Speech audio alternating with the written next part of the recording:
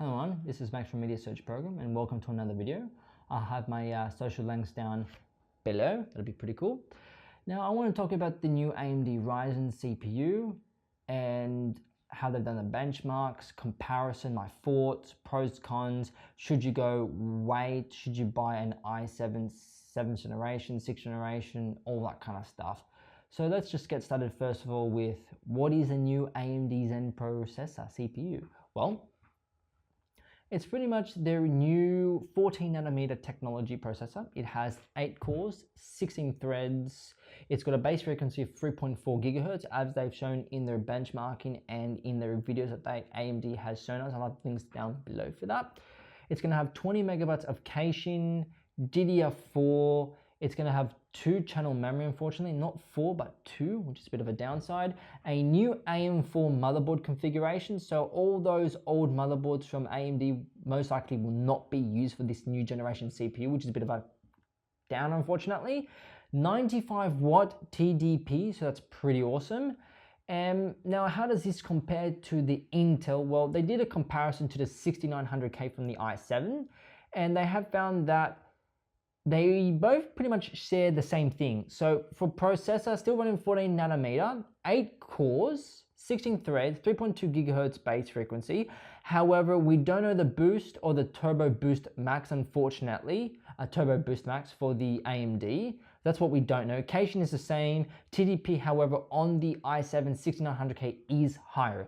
Now, you're probably wondering why I'm looking at that way is because I have a laptop here just with a few different graphs and the rest that I'll be talking to you about throughout this video of the new Ryzen and comparison to the Intel i7 6900K, as people on forums and different YouTubers decided to talk, thoughts, and review about as well. Just giving them a bit of a comparison. Now, I would definitely like to outline that the i7 6900K does have a memory channel of 4 versus 2 on the Ryzen. So that's a bit of a con to the Ryzen. Less memory channels, which is a bit sad, unfortunately, it can happen. However, we don't know the turbo boost or the rest, as I've just mentioned to you. Now, pricing, however, the price on the i7 6900K is a whopping $1,000. Now, that's in American dollars. Australian dollars is around about 1500, 16, depends on the vendor. It does depend. So if you've got a secondhand Toyota Corolla that you don't need anymore, what you can do is sell it and buy yourself a CPU. Don't do that. Don't do that. Do not do that. Now, as for the Ryzen, we don't know what the price is going to be. We don't know. I'm going to make a prediction right here on this video for YouTube and say it's going to be around about $500 to $700. That's my prediction. Now, I'm not talking about the high-end models. I'm talking about maybe the base models of the Ryzen. I'm not sure if there's going to be any more higher or lower models. I don't know. But I'm saying 500 to 700 as a prediction and an estimate. I might be completely wrong. And if I am, well, of course, I'm wrong. However, if I'm right, go me. Yay. Now, a few things I'd like to talk about more is the benchmarking that they did using Handbrake, and also definitely talk about some other pros and cons that there will be with the Ryzen, and the pros actually look pretty awesome. As for the cons, just little things, but let's get on to the pros. So with the new AMD CPU Ryzen, of course, you need to move on to a new motherboard, as I've mentioned to you earlier, which is pretty much going to be the AM4 motherboard, new system architecture by AMD. Now, it'll support DDR4, as I've mentioned to you previously, PCIe Generation 3, which is pretty awesome, looking good, although Intel does run PCIe 3.0 with the 3rd generations and higher, so yeah, be interesting to see what happens there. USB 3.1 generation 2, so we're maybe looking at faster transmission of file speed between USB and the computer if it's USB 3 compliant, so that'll be interesting. New SATA Express, and of course the and other awesome features as well. I'll have the information just on the side here.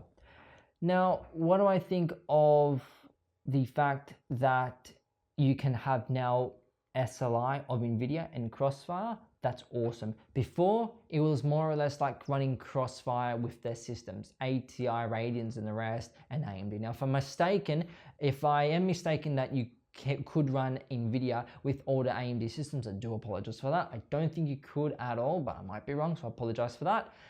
Give me some slack. Now, however, with the new architecture, you can do SLI. So what they've done is they did a video showcasing Battlefield 1, which is an awesome game, by the way. And they've gone ahead and they have shown how a little bit more efficient the Ryzen is against the 6900K. What they have shown is that it does chew up less TDP, the Ryzen.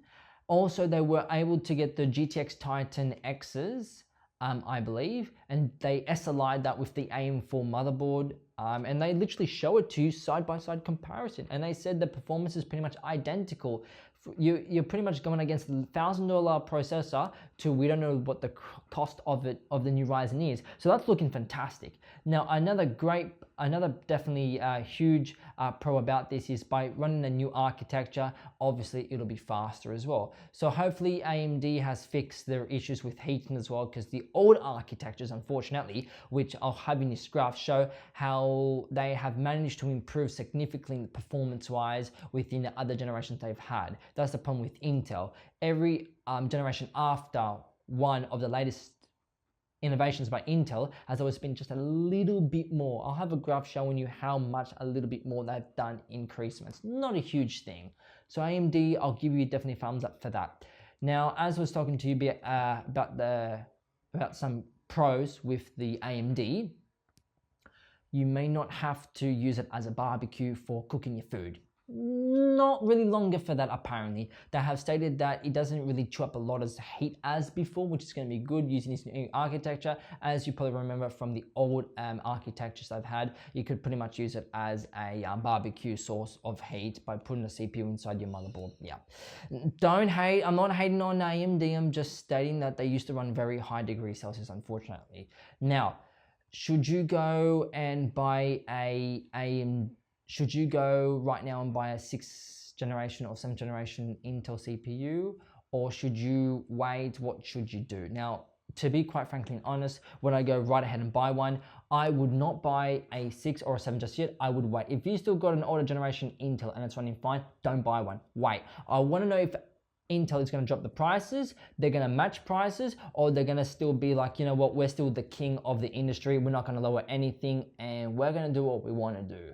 That's one of 3 case scenarios at best. We don't know yet. I would wait until next year to see what happens. I want to see the KV Lake, to see what they've done and how it works and all that kind of stuff. I want to see the technology behind that, if they've been able to ramp it more and give you much more better performance for price. We'll like to see. If AMD brings out something that's really, really good and they give you a good performance for price and they can really demonstrate it, then honestly, I'm going to rip out my CPU, which is an Intel i7 3770, and I'm going to literally sell it secondhand and buy myself a new AMD Ryzen. But I'm not going to jump the gun yet. I want to see what there is first. I hope you enjoyed this video. I hope it was helpful. If you've got any questions, feedback, leave it down below. More than happy to answer. Thank you so much again. Don't forget to like, comment, subscribe, follow me on the social networks, and I hope to see you in another video. Thank you.